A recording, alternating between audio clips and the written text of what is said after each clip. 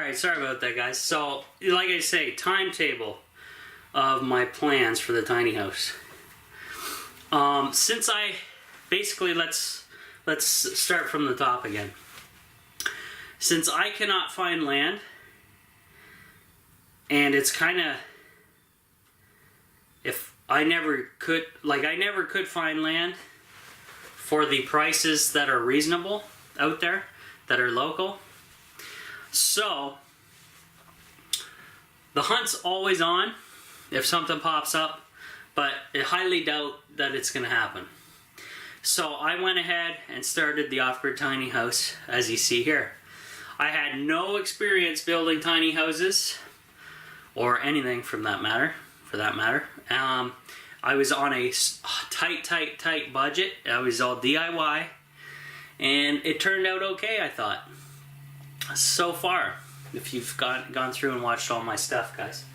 But you know, I've learned a lot of stuff. There's definitely stuff I would have changed for sure, but I'm gonna live with what I got, guys. I built it myself. I had a few items I had help from my dad, I should say, and so pretty awesome. So anyway, timetable for the tiny house on future upcoming stuff, exciting stuff coming up. My big battery bank. This will be my very first large scale off the grid battery bank. Right now I have two little small batteries. One's a 33 amp hour AGM deep cycle. One is I don't even think it's a deep cycle battery. It's one of those booster packs for emergencies for your car, and that's like a 20 amp hour.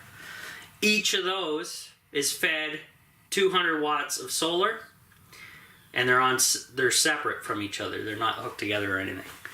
So my big battery bank that I want, that I'm saving for at this moment, that's going to be installed back there, will be 6 batteries.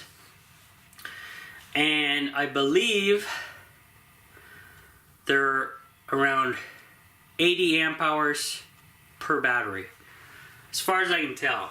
And they're 200 and something bucks. They're AGM deep cycles though, 12 volt. And it's going to be a 12 volt system. Now, a lot of you are going to say, oh, go 24, go 48. Okay, when the money comes. If you want me to get there, hit the thumbs up button on all my videos, become a Patreon member, and donate whatever. The minimum's $1 a month. Help me out. I can get there faster. No problem with your help. So, battery bank. That'll be step 1. Get that installed, get it up and running. Then the wind turbine goes up, which I already have. I got to get some material for that. Wire and pole. And then brackets to fasten it to the tiny house. Now it's going to be fastened this side. Here's the entrance door. It's going to be down about, wow, 3/4 of the way down into the storage area, strapped to the side of the tiny house into the solid wood, and then we're going to run the cable in to the battery bank.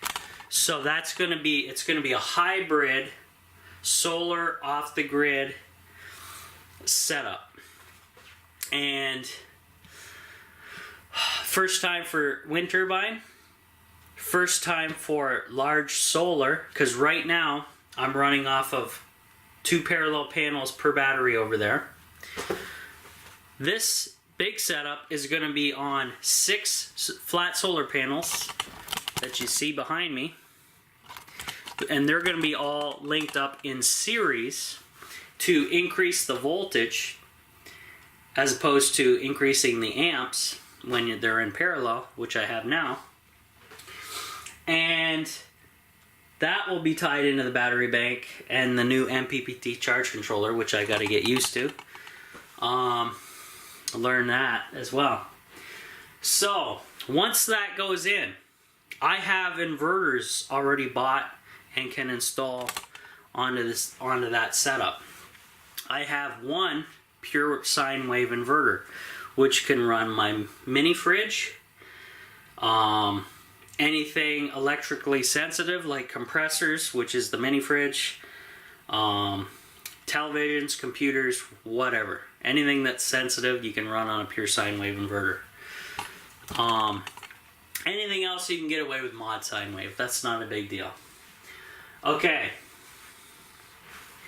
Motors and stuff basically is pure sine wave. Okay, so now once that step is done, these flat panels are going to be pretty stealthy up on my flat roof. Nobody's going to be able to see them unless you're in a plane. Okay?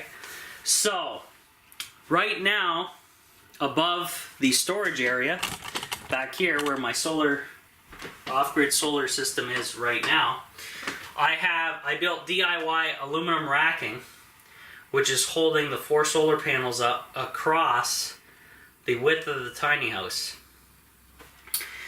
The racking has to go.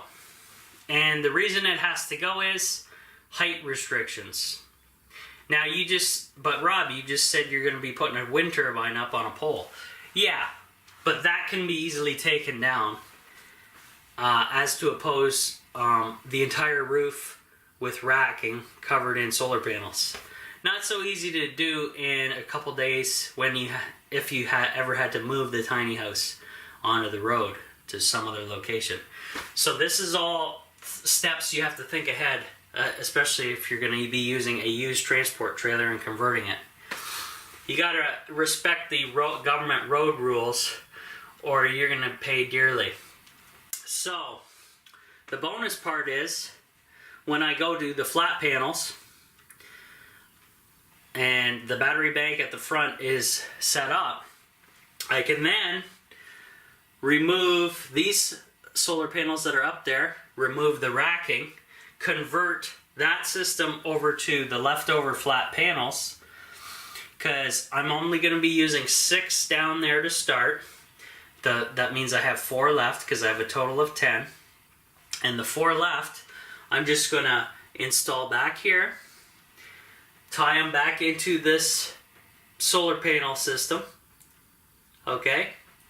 And then that will be up and running. So I'll have power at both ends of the tiny house, way more power at that end, so the big appliances back there. I'll probably just use this stuff for charging backups and obviously my heat source. Now the way I ran the wiring for the tiny house, for my lights, fans, TV, everything, I can easily now run some wires to the brand new system when it gets installed, and that big brand new system can then run the entire tiny house, lighting, fans, television, entertainment, period. It's going to be a massive large battery bank by the time it's all parallel together. So when you parallel the batteries, I'm obviously increasing the amp hours. Every battery I connect, the amp hours go up. That's what you want. So once that's done, guys, this is going to be awesome.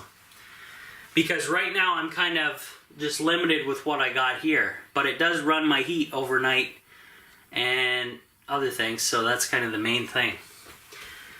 So once that's done, I'm expected to do all that in the coming spring, in the new year, if all goes well. Now, after that's done, I start saving up for the wood stove. I want a small wood stove. I already decided what make and model. Cubic Mini Grizzly I'm going to be buying. And it's going to, as far as I can tell, it's going to go right here. It's not, it's almost center in the tiny house. The reason I switch ideas where it was going to be mounted, originally it was going to be in that back storage room, but it didn't make sense. It's the furthest from my water storage in the back there, which doesn't really make sense, but it's closer to the bed, but whatever, right? So Anyway, I'm going to be saving for the wood stove. Right here. Okay? Now, that's going to be about $2,000 with all the equipment and everything. The battery bank that's on the agenda, number 1, is going to be about $2,000 as well. Okay? So, that's $4,000 already, guys. And I'm not made of money. So, it ain't going to happen as quickly as you guys would like to see it happen on the internet. Unless you give me thumbs ups on my videos, you help me out that way. That helps me get a little bit more traction for money. If you become Patreon members, please consider becoming that. It's only $1 a month. You get all my content ad-free and before everybody else. Months before. So consider that. All unedited, uncut for you guys. So there you go. Plus, it's going to fund everything, get things done faster for you guys to see. I can get off the grid faster.